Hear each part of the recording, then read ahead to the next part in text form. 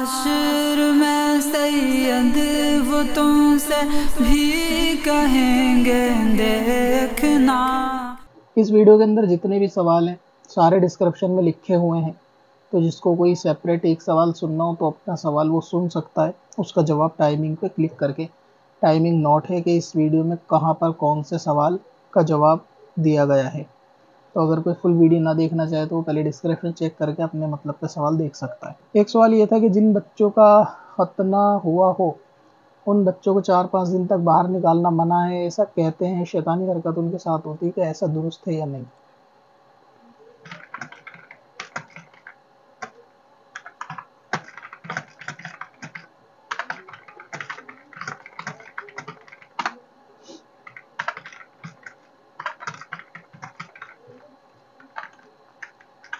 शरीयत के अंदर तो ऐसा कुछ मना नहीं है कि अगर जिसके खतना हुआ है बच्चों को उसको बाहर ले जाना 4-5 दिन के अंदर अंदर मना है। बाकी ये ज़रूर है कि भाई एहतियात करनी चाहिए, ना ले जाएं तो अच्छा है। हो सकता है डॉक्टर ने कोई इंस्ट्रक्शन दी हो कि भाई धूप में, गर्मी में, सर्दी में बचा के रखना है, तो वो डिपेंड करता है कि भाई बारिश में बचा के रखना, पानी में तो ज़ख़म ना बने, क्योंकि खाल ताज़ा होती है, कटी हुई होती है, तो ऐसे में एहतियात के तौर पर मना करते हैं। तो बाकी शरीयत में अगर ले जाना चाहे कोई ऐसी दिक्कत नहीं है और ज़ख़म भी ठीक हो चुका है, लेकिन इस सोच के साथ रुकना कि बाहर निकलेंगे तो कुछ गलत हो जाएगा, अपशगुन हो जाएगा, ये इस्लामी नज़रिया नहीं है। अगर किसी के घर में ऐसा है तो उसको समझाएं, इस नज़रिए का बाइकाट करें। बाकी अगर जाना चाहते हैं, ले जाना चाहते हैं तो उसको ले जा सकते हैं। एक सवाल है, आईडी है गेमर, क्या शादी में 2 बार मेहर दिया जा सकता है, एक निकाह के वक्त और एक शादी की पहली रात में? जो पहला मेहर होगा, यानी जो मेहर की नीयत से पहली बार दे दिया जाएगा मेहर के नाम पर, वो तो मेहर अदा हो जाएगा। बाकी रहा दूसरा मेहर, तो वो मेहर नहीं होगा, वो आपकी तरफ से तोहफा हो जाएगा। 2 बार मेहर की ज़रूरत नहीं, पूरी ज़िंदगी भी देते रहेंगे तो उसमें कोई दिक्कत वाली बात नहीं है, वो आपकी मर्ज़ी है। बाकी ये मसला शायद आपको बीवी ने ही बताया होगा कि 2 बार मेहर होता है, देना चाहिए। वो अलग अलग पैसे निकालने के तरीके होते हैं, तो इन बातों पे ज़्यादा ध्यान ना दें। एक बार मेहर अदा कर दिया, दोबारा देने की ज़रूरत नहीं है। एक सवाल ये है हैदराबाद से कि हमारी खाला के बच्चे बाहर रहते हैं, महीने में 1.5 लाख रुपए कमाते हैं, तो ऐसे माँ बाप और बीवी को खर्चे के पैसे देते हैं, फिर हमारी खाला ज़कात के पैसे लेते हैं, अगर उनको ज़कात दिया तो क्या कबूल होगी?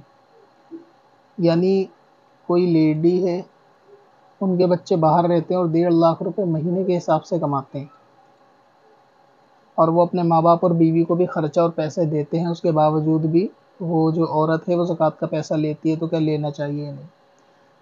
तो सवाल के अंदर ये चीज़ वाज़ेह होनी चाहिए, क्या वो औरत साहिब निसाब है या नहीं है। बच्चों का 1 लाख कमाना या 5 लाख कमाना, इससे मसला हल नहीं हो सकता कि माँ जो है ना वो ज़कात का पैसा नहीं ले सकती। डिपेंड करता है घर की हालत और उन लोगों के आपसी मामला कैसे हैं।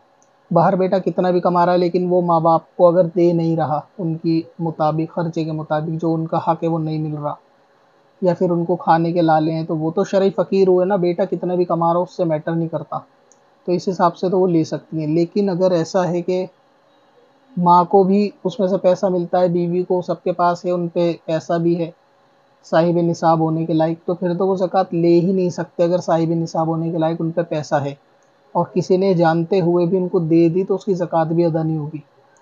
बाकी अगर साहिब निसाब होने तक पैसा नहीं है, लेकिन घर में खाना पीना ठीक ठाक है, तो भी उनको ज़कात नहीं लेनी चाहिए। यानी उस सूरत में भी कोशिश करें कि किसी ज़रूरतमंद को दे, फिर भी वो ज़कात ना ले तो बेहतर है, क्योंकि ज़कात का मामला ये बेटे ने किसको माल का मालिक बनाया है ये भी ज़रूरी है।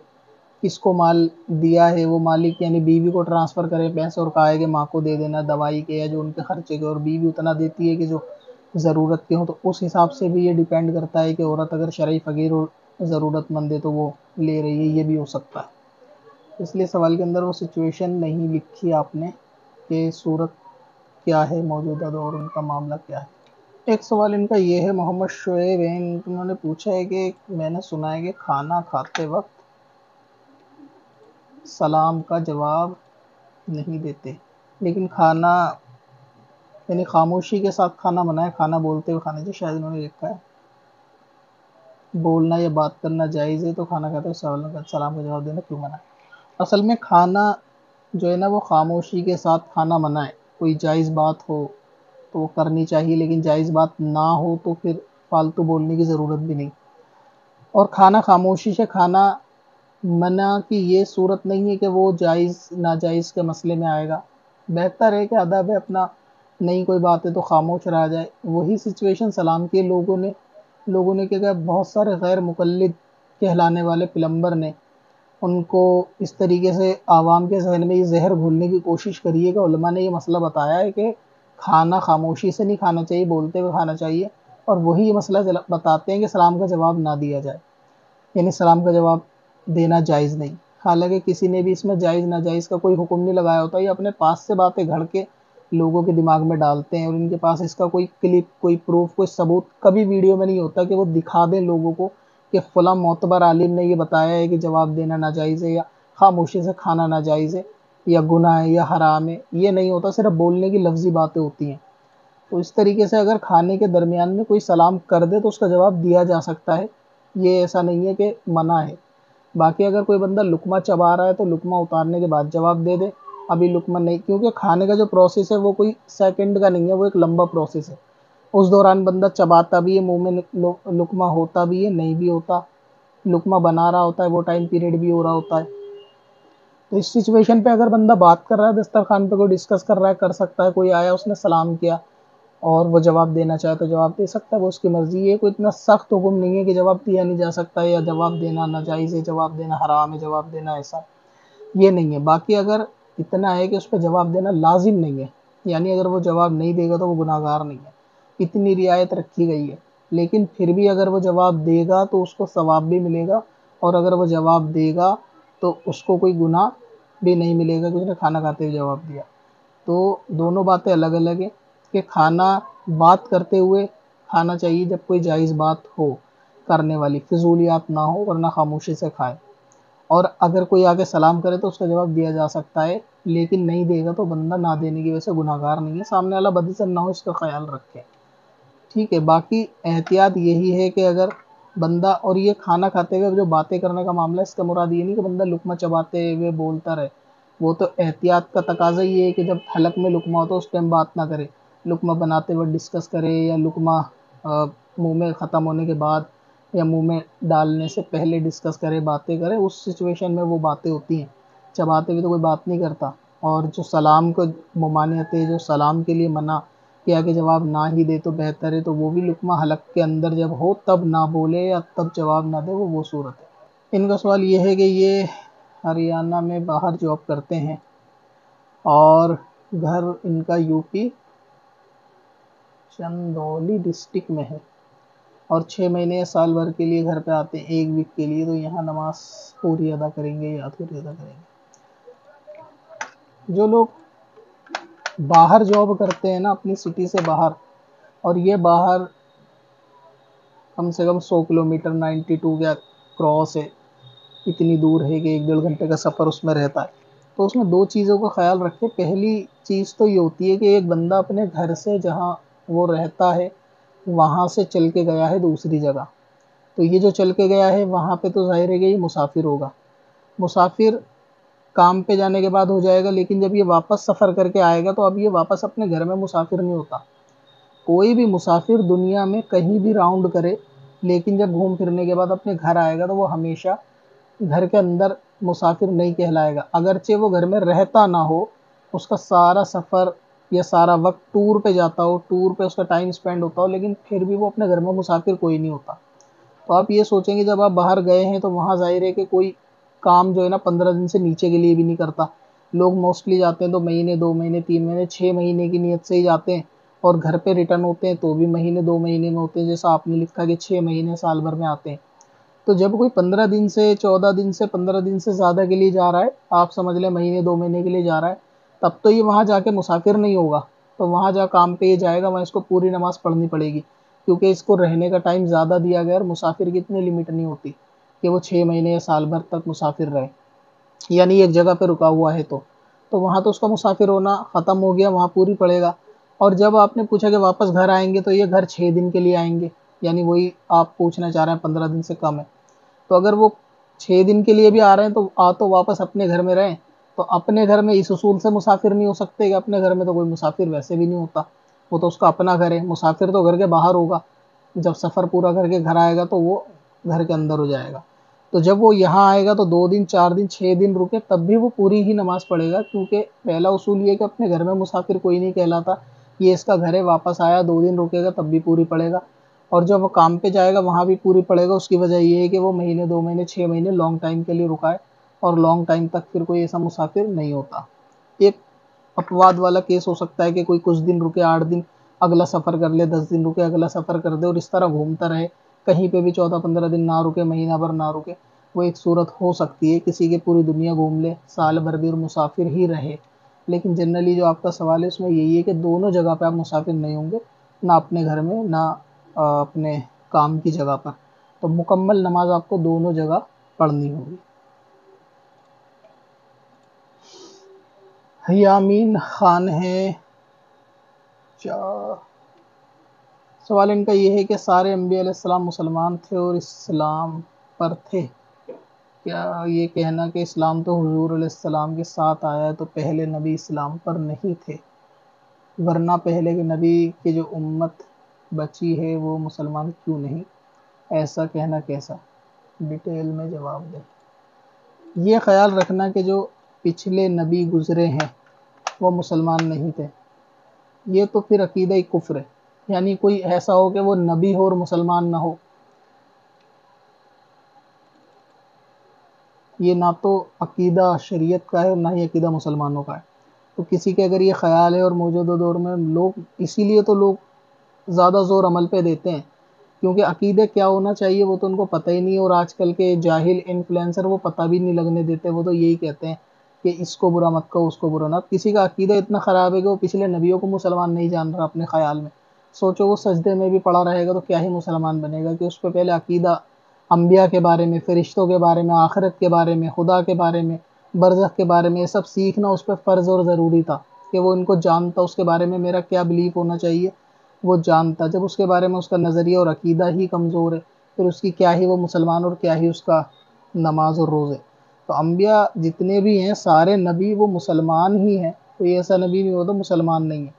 ये कहना कि इस्लाम नबी पाक सल्लल्लाहु अलैहि वसल्लम के ज़माने में आया, ये भी इल्म से जहालत वाली बात है। उलमा ने इसका जवाब कई मरतबा दे दिया। इसके लिए 2 बातें आप याद रखें। सबसे पहले तो कुरान आखिरी किताब है, ये ईमान है, और ये नबी आखिरी नबी है, ये ईमान है। अब जब किसी चीज़ के साथ आखिरी होता है तो वो शुरुआत तो हो ही नहीं सकती ना कि इस्लाम यहाँ से शुरू हुआ है। अगर इस्लाम यहाँ से शुरू होता तो कुरान पहली किताब होनी चाहिए थी, आखिरी नहीं होनी चाहिए थी। अगर इस्लाम यहाँ से शुरू होता नबी पाक के ज़माने से, तो ये नबी पहले नबी होने चाहिए थे, आखिरी नहीं होने चाहिए थे। तो कुरान को आखिरी किताब कहना, नबी को आखिरी किताब कहना, ये बताता है कि ये शरीयत की इब्तिदा नहीं है, ये इंतहा हो गई है। अब ये लास्ट है, और आखिरी का मतलब ये है कि इनसे पहले आ चुके हैं।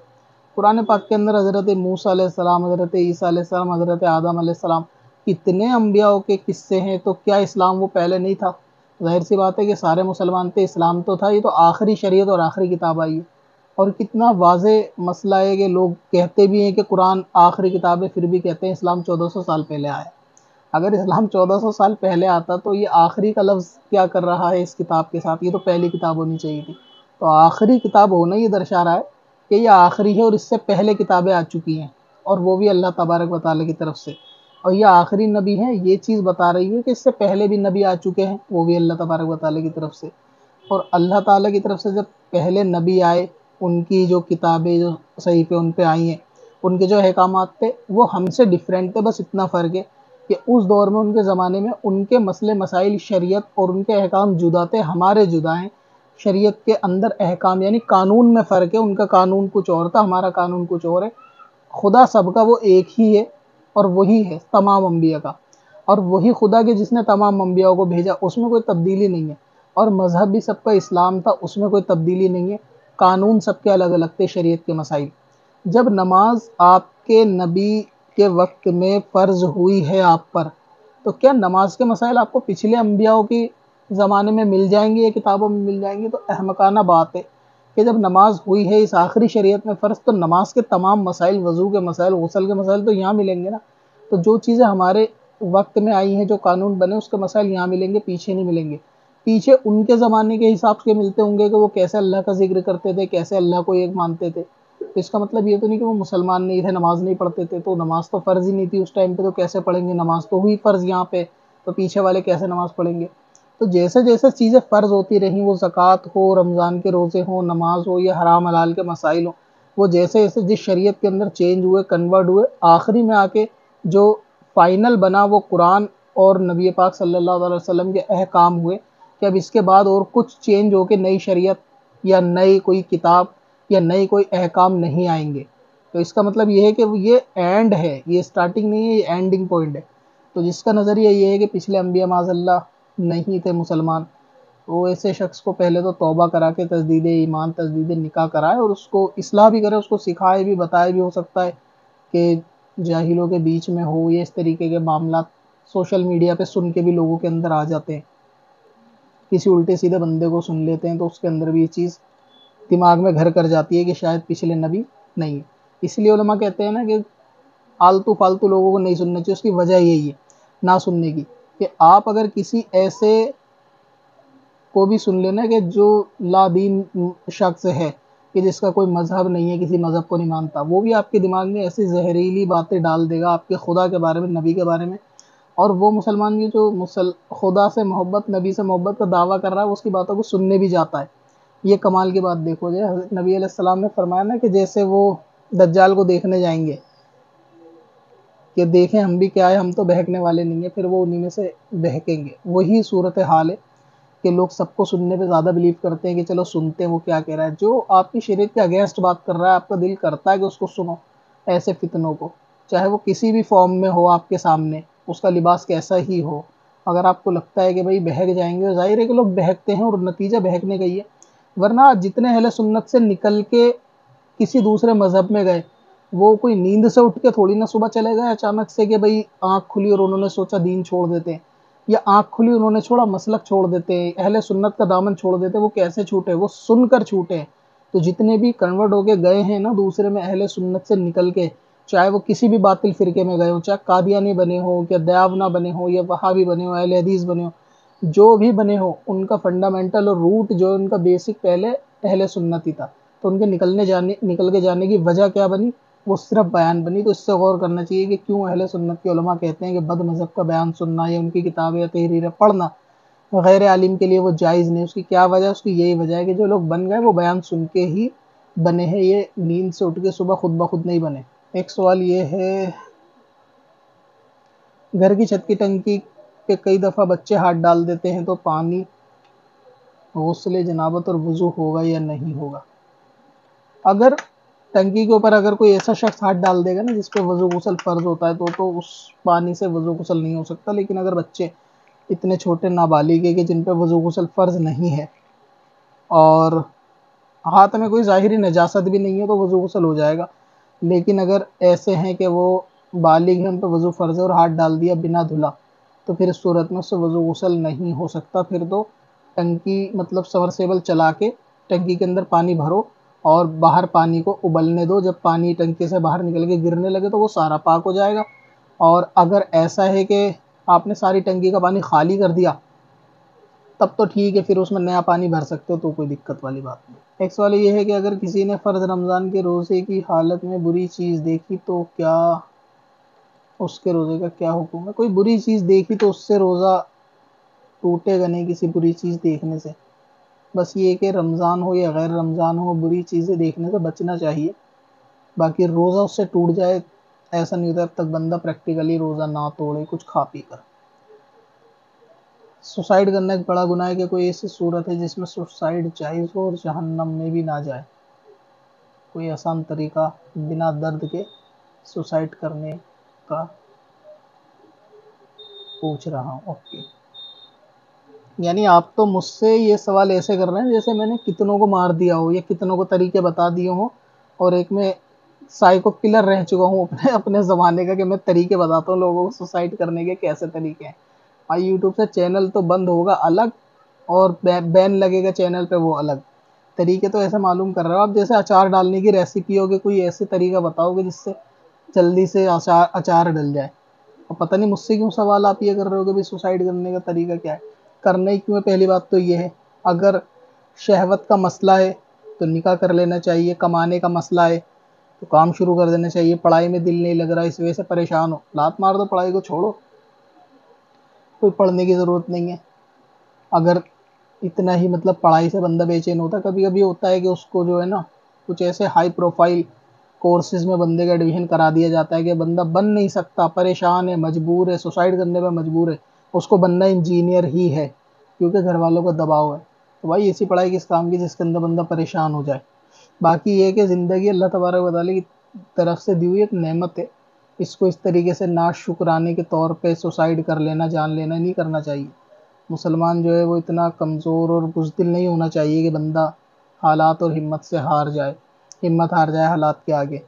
और अगर कोई बात है, कोई ऐसा मामला है तो वो पर्सनल डिस्कस करना चाहिए आपको अपने घर वालों से, फैमिली से, या जो उसका हल बता सके उससे। लेकिन डिस्कस करने से, ये बात करने से बात बनती है। सुसाइड किसी चीज़ का हल नहीं है कि बंदा सुसाइड कर ले, तो परेशानी का हल निकल सकता है तो एक दफ़ा रब्ता करें उलमा से। अगर कोई शरई मसाइल है, वालिदैन से बात करें, अगर कोई ऐसा मामला है, पेचीदा मामला है, वालिदैन अगर नहीं सुनते फिर भी वो फोर्स करते हैं, फिर भी सुसाइड का मसला आता है, घर में कोई रिश्तेदार रिलेटिव ऐसा समझदार होगा पूरे ख़ानदान के अंदर कि उनसे बात करें।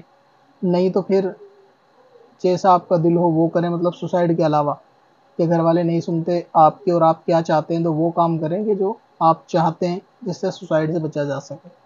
बाकी ये कि अल्लाह तबारक व तआला का ज़िक्र करें, आप काम के अंदर थोड़ा बिज़ी रहें। काम से मुराद ये कि खाली बैठेंगे तो दिमाग के अंदर कुछ ना कुछ वसवसे और ख़यालात शैतान डालेगा आपको खुदकुशी के करने के ऊपर, ठीक है। तो ये चीज़ों की तरफ ध्यान ही ना लगाएं और ऐसे सवाल भी आइंदा ना करें। डिस्कस करें, बात करें, घर वालों से हो या अपने करीबी जहाँ आप शहर में रहते हो वहाँ के उलमा से बात करें। अगर कोई मसला है, कोई भी दिक्कत है, वो हल हो जाएगी बात करने से। एक सवाल ये है कि हसन अली कादरी भिवंडी से, पिंपल फूटने से जो पानी निकलता है उससे क्या वज़ू टूट जाता है या नहीं, और क्या वो पानी पाक होता है या नहीं। पिंपल्स के अंदर से जो मवाद निकलता है तो वो नापाक ही होगा अगर वो इतना है कि वो बहने की सलाहियत रखता है कि उसको फोड़ा और वो निकल के बह गया तो वज़ू तोड़ देगा और वो नापाक भी है। और एक सूरत वो होती है कि वो कील की शक्ल में होता है, जैसे कील मुहासे बोलते हैं, कि वो बहने की सलाहियत नहीं रखता, फोड़ने पर एक सॉलिड टाइप, मतलब बहुत ज़्यादा सॉलिड नहीं होती लेकिन सॉलिड टाइप कुछ ऐसा बनी हुई पीली सी चीज़ निकलती है जो बहती नहीं है लेकिन दाने की शक्ल में होती है, तो उससे वज़ू नहीं टूटेगा, नापाक तो वो भी है। यानी वज़ू नहीं टूटेगा क्योंकि वो चेहरे पे बहती नहीं है। लेकिन अगर पिंपल से खून निकल रहा है या पिंपल फोड़ दिया, वो पानी निकल रहा है, अगर वो बहा तो वज़ू टूट जाएगा। दूसरी चीज़ ये हो सकती है कि आपने उसको बहने नहीं दिया, आप कॉटन से साफ़ कर लिया, कपड़े से साफ़ कर लिया, दोबारा निकला, दोबारा उसको बहने नहीं दिया, साफ़ कर लिया। तो अगर आपने इतनी बार साफ़ कर लिया ना कि आप साफ़ नहीं करते तो भी बह जाता, तब भी वज़ू टूट जाएगा। चल तुझे भी बख्शवा दूं, तेरी बारी आ गई।